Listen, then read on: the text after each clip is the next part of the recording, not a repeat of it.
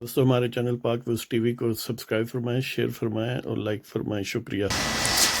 بسم اللہ الرحمن الرحیم، الحمد للہ رب العالمین والصلاة والسلام علی رسول الکریم، اما بعد۔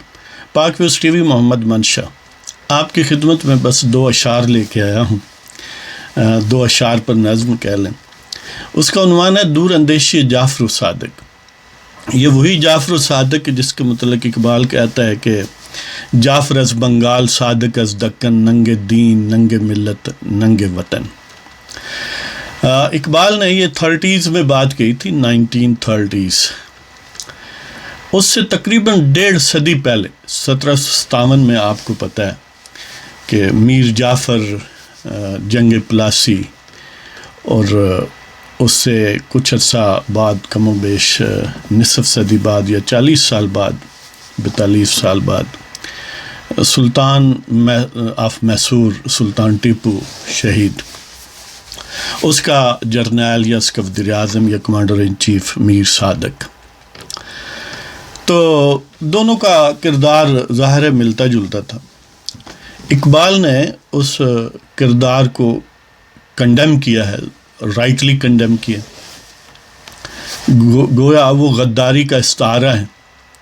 لیکن اگر ہم آج کے دور میں دیکھیں تو contrary to what is propagated in official books, یعنی جو سرکاری طور پر یہ بات کہی جاتی ہے یا عوام الناس میں یہ بات ہے کہ اقبال ہمارا گویا ایک آئیڈیالوجیکل مورنگ ہے، ہمارا وہ ڈٹرمیننٹ ہے آئیڈیالوجیکل سمت کا، کہ نظریاتی سمت کا اگر تعین کوئی کسی ایک شخص کے ذمہ لگانا ہو پاکستان کی تشکیل کے حوالے سے تو وہ اقبال کو زیادہ پرومیننٹ انداز میں سمجھے گا، پیش کرے گا۔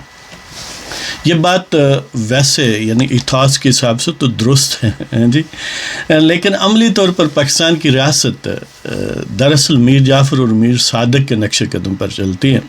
پاکستان کی ریاست اور خاص طور پر اس کا جو ڈرائیونگ انجن ہے، اسٹیبلشمنٹ جس کا اس پر قبضہ ہے، قابو ہے، تو وہ اس کے اثر میں جو پیش رو ہیں یا اس کی نظریاتی سمت کا تعین کرنے والے جو حضرات ہیں، ان میں اقبال نام کی کوئی چیز نہیں ہے۔ وہ تو ایک پبلک ڈائجیشن کے لیے اس کا ذکر ہوتا ہے اور اس کے مزار پر وہ ڈرامہ سا ہوتا ہے کہ چینج آف گارڈز وغیرہ وغیرہ۔ اب تو یوم اقبال بھی ہم نے منانا چھوڑ دیا ہے 9 نومبر کو نا، تو اب آہستہ آہستہ ہمیں پتہ چل رہا ہے کہ اقبال تو دہشت گرد تھا۔ تو بہرحال اسٹیبلشمنٹ کو بہت پہلے کا پتہ ہے تو وہ ان میں سے واقعتاً کچھ تو جسمانی اولاد تھے، جیسے میجر جنرل سکندر مرزا میر جعفر کا، اور زیادہ تر جو ہیں وہ ان کی روحانی اولادیں ہیں، روحانی ہیں اور ایک طرح سے تنظیمی ہیں۔ وہی لوگ جو اس وقت گوروں کی فوج تھی، اسی کے کل پرزے جو ہیں یا اسی کی آئیڈیالوجی عملی طور پر جو ہے، اسی کی اسٹریٹجی جو ہے، اسی کو انہیرٹ کیا ہے ہماری اسٹیبلشمنٹ نے اور اسی پر عمل پیرا ہے۔ تو ہمیں چاہیے کہ ہم ری وزٹ کریں، جعفر صادق کو اپنے موسم کے طور پر دیکھیں، کوئی لٹرل سینس میں نہ لے لینا، بعض دوست ہوتے ہیں وہ زیادہ سوچتے نہیں ہیں، تو اس کو وہ یعنی اپنے ایک قائد کی حیثیت سے دیکھیں، ان کو غدار نہ دیکھیں، اس لیے کہ آج وہ جو اس وقت غداری پینٹ کی جاتی ہے، آج اسی کا نام وفاداری ہے۔ اگر اقبال کی بات مانیں گے تو آپ دہشت گرد ٹھہرائے جائیں گے، لیکن میر جعفر اور میر صادق کی بات مانیں گے تو آپ ماشاءاللہ حب الوطنی کا گویا چمکتا ہوا چاند ہے۔ تو اسی والے سے میں اپنے دوستوں کو دور اندیشی جعفر صادق سے واقف کرنا چاہتا ہوں کہ وہ شخص، یعنی اقبال تو کہا جاتا ہے نا کہ بصیرت والی باتیں کرتا ہے، اہل بصیرت میں سے تھا، اس کی جو نظر ہے اس نے کئی آنے والی چیزوں کا ادراک فرما لیا۔ ظاہر ہے وہ اقبال ہے، اس کا کوئی مقابلہ نہیں ہے، لیکن میر جعفر اور میر صادق کا بھی مقابلہ نہیں ہے۔ وہ بھی کتنے دور اندیش تھے، جو اب ہمیں پتہ چل رہا ہے کہ دراصل جو طاقتور اکراس دی اوشن لوگ ہیں، تب وہ فزیکلی موجود تھے برصغیر میں، ان کی تابع داری کتنا حسین کام ہے، کتنا بابرکت ہے. ان کی تابع داری کریں گے تو آپ حب الوطنی کا گویا شاہکار ہیں.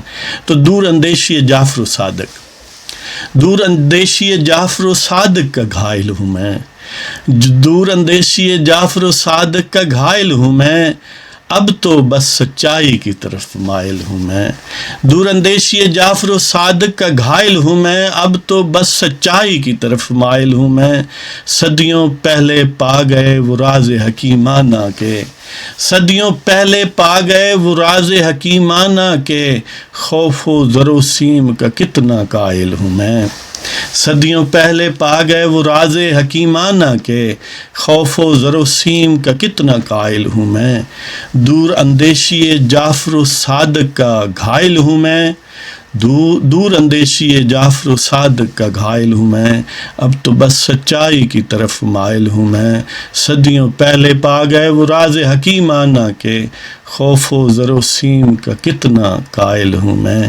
یعنی جب بھی آپ کو کوئی طاقتور دھمکائے، آپ فوراً اس سے خوف زدہ ہو جائیں اور اس کو اسٹریٹ پالیسی بنا لیں.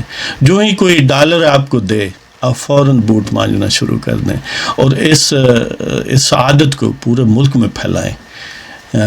آپ کسی طاقتور کے بوٹ مانجیں جو اکراس دی اوشن ہے، اور عوام کو کہیں کہ وہ آپ کے مانجیں. بس یہی سعادت کی راہ ہے، یہی حب الوطنی ہے. تو اس کے ساتھ ہی آپ کی اجازت چاہتا ہوں. اللہ آپ کو خوش رکھے. خدا حافظ.